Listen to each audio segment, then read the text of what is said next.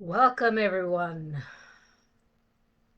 You're returning to day 11 of 30 days from shame to empowerment journey.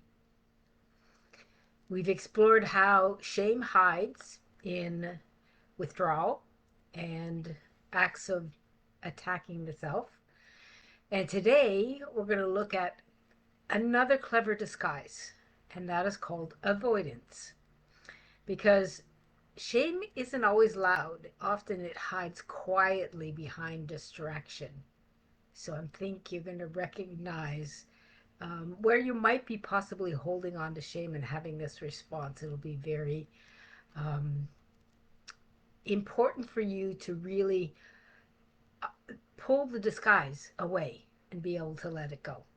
So when shame comes up from inside of us, right? It is triggered by a situation outside of you, by somebody around you, asking for something, treating you improperly, whatever it is. It can be normal situations like being in business and being asked to do something that you're not completely sure you can do. And all of a sudden you have this overwhelming sense of shame. It feels unbearable. And many of us, what we opt to do is escape. Just escape the feeling, we don't want to feel it.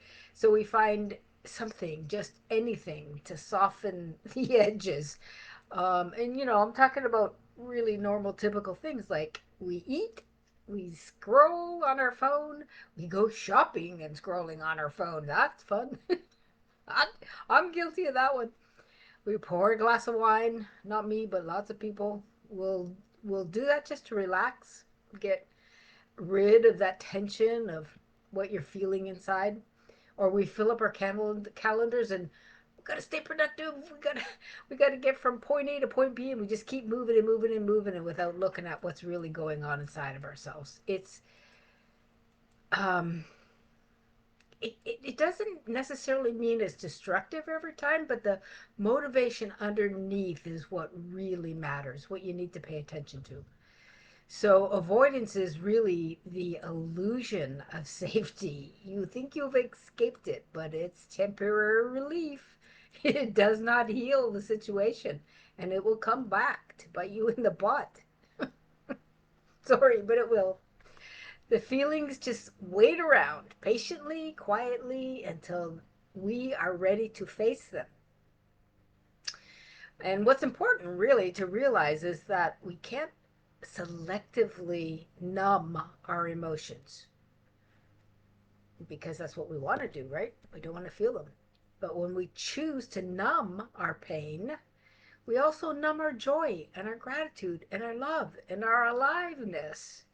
And that's a significant loss in the quality of our lives. Our avoidance doesn't just protect us from hurt, it's fencing us off from what I would call full spectrum living.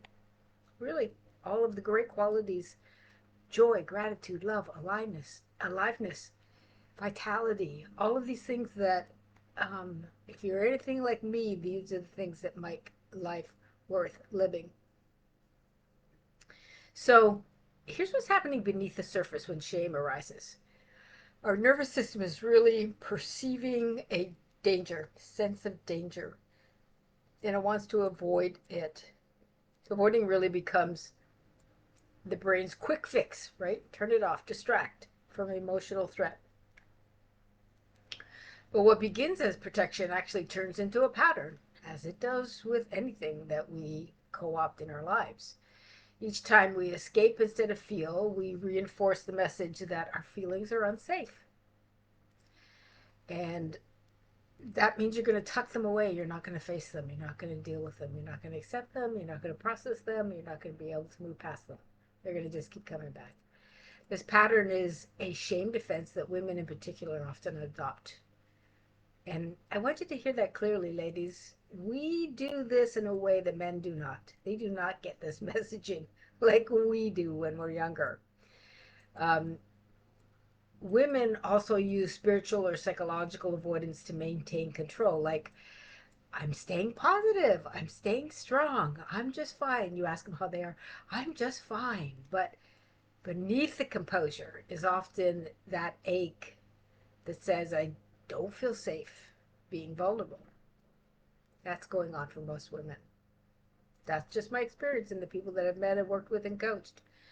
So, avoidance can look like emotional avoidance, changing the subject when something gets uncomfortable, or just think about how many women you know who will go to great lengths to avoid confrontation. As a business person, I see that daily. It is why women are unable to step up to the table, the big table, the where everybody leads. This is one of the big reasons they can't. They're afraid of confrontation. That's when I learned to get over. Some interesting stories behind that. But thanks to my dad teaching me to be a feisty little person, I did learn to get over being afraid of confrontation.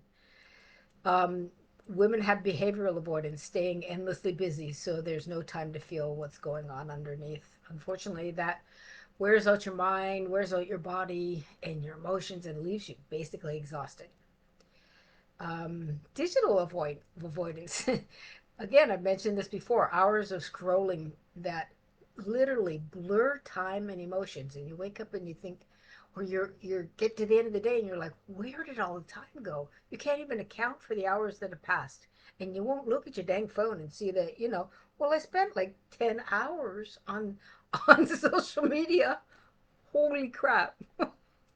Unfortunately, this happens way, way, way too much. Um, it's costing it, and it's costing you a lot. It's costing us a lot. I'm not saying you're doing this as much as I'm saying I'm doing this, and I need to learn how to figure out how not to, how to use social media, how to use technology in a way that benefits me and my business, but doesn't usurp all my time and emotions. So when you take a look at what's happening in the world right now, it's easy to see the effects of a big percentage of the population being caught up in the scrolling, what do we call it, time zone. I mean, take a look at your own life and think back to when before you didn't have a phone. And what has changed since you began spending an inordinate amount of time with your phone? I'm going to guess your anxiety levels have gone up. I know for me, because I've practiced yoga for a long time, I do way more postures, pranayams, stuff that never used to bother me. Actually, my body has a somatic response to it now. So it takes more effort to stay balanced, right? Spiritually, it takes more effort. And the other interesting thing, and I wasn't really sure what this word meant, and that's spiritual bypassing. I've heard the younger generation talking about it, like using affirmations of love and light to skip the complex parts of healing. So it really means you're using your beliefs and your practices as a defense mechanism to avoid dealing with what's going on underneath. Just another way to distract yourself and not deal with the unresolved emotions, issues, pain, psychological wounds, trauma. Nobody runs into that arena happy and ready to roll. You eventually get to a point where you accept it and you know it needs to be dealt with. And that's a really, really good point, because leaving it behind you is the road to freedom. So, it's sneaky because avoidance wears the mask of everyday life. You might even be praised for it. She's so disciplined, they say about her. She's so upbeat. But inside, that distance is growing, and you begin to lose touch with your own emotional truth, who you truly, authentically are. And you get down the road, maybe a day, a week, or more, and realize that you've been living from this very unauthentic place, not who you truly are. So, the path out of avoidance when it comes to shame is about compassion and awareness. And the goal isn't to stop numbing altogether, because it'll happen, but it's to become a conscious of why We are reaching for it. Why are we trying to numb ourselves? Use it as a trigger. When you see the reaction you have that you are trying to numb your emotions, trying to avoid certain situations, trying to avoid certain thoughts, certain relationships, certain circumstances, maybe in a business situation or at home with another person. Because once you are able to name the feeling of why you're trying to escape, the numbing loses its power. Now you have the choice to choose what you're going to do instead. So healing can kind of look like different things. You pause before you reach for the escape. Just take a breath. There is not enough uh, words to say how important the power of breath is when it comes to calming yourself down. And if you need um, links of good people that really understand pranayams and how to do them, please let me know. Drop it in the comments. I'll send you people that I work with all the time that help me on a daily basis. Um, so healing again looks like when you name it, what's really happening. How am I feeling? I feel lonely. I feel not enough. I feel anxious. Then you're taking your power back. You stay with that feeling for 30 seconds or longer than you usually would. Breathe into it. Breathe into it. You break that cycle of trying to avoid shame. Okay? And then choose a gentle action of care instead of avoidance. Go, I don't know, treat yourself. Drink. I just had a protein drink that I really love. It's a coffee protein drink. I've been trying it. It's new. It was delightful to have after lunch. Drink some water. Take a walk. Text a trusted friend. Step outside for some air. I don't do that enough. I need to do that more. Just those tiny pauses is really the hinge for transformation. You can avoid, or avoidance is actually thrives when you're on autopilot. It gets to just sail along, and you don't know it's happening, right? And presence is what breaks that spell. So when you meet your emotions with awareness instead of escape, then you teach your nervous system it's safe to feel. I'm going to say that one again. When you meet your emotions with awareness, presence, acceptance, openness, receptivity, instead of trying to escape it, you teach your nervous system in your body that it's safe to feel. And that's where healing begins. And that's where moving forward begins. And that's where change and transformation happens. So you become bigger, better, more powerful, more authentic every day. So, just a reflection, take a moment and ask yourself honestly, what's your go to escape hatch? Can you think of it right away? Is it food? Is it scrolling? Is it staying too busy or maybe pretending everything is fine? I can honestly say for me, scrolling, yep. Staying too busy, pretty much got a handle on that. Pretending everything's fine, nope. And food, I got that down. So whatever it is for you, identify it so you can use it as a trigger to know that you're going to develop a new behavior. So, and don't judge yourself. There's no judgment here. This is about awareness, not shame. Awareness is really the first crack of light through the door, right? For change. So, next time you feel the urge to numb, pause and take that one deep breath. I gave you a simple one. It's just breathing in for 4. So, just say it's a count of 4. Breathe in for a count of 4 and exhale for a count of 8. When you double the exhale, your body will relax. Excuse me. You can put your hand over your heart at the same time for those people that are very bhakti oriented. Put your hand over your heart and simply name what you're feeling. I'm feeling vulnerable. I'm feeling shame. Even if you don't know the full story behind why it's happening, don't worry about that. You don't have to go and be digging up graves. Really, you don't need to be able to do that. You can let it go without causing further trauma. Um,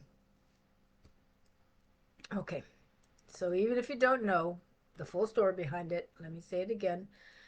Don't worry about the why. Don't worry about it. Just naming it begins to soothe the shame that hides underneath. And every time you choose being present over avoiding, you reclaim a little bit more of your power, and that desire, that innate habit of avoiding when you feel shame will start to break down, and it will just fall away.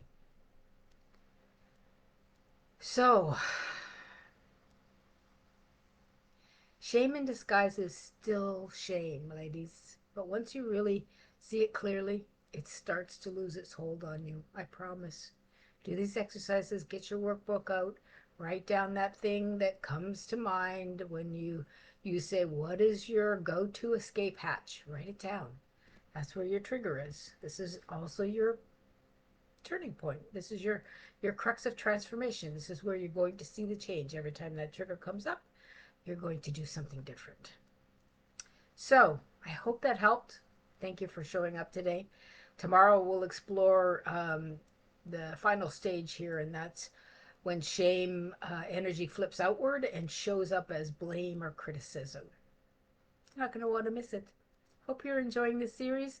Drop your comments below, questions below. I will be happy to answer. See you tomorrow. Bye.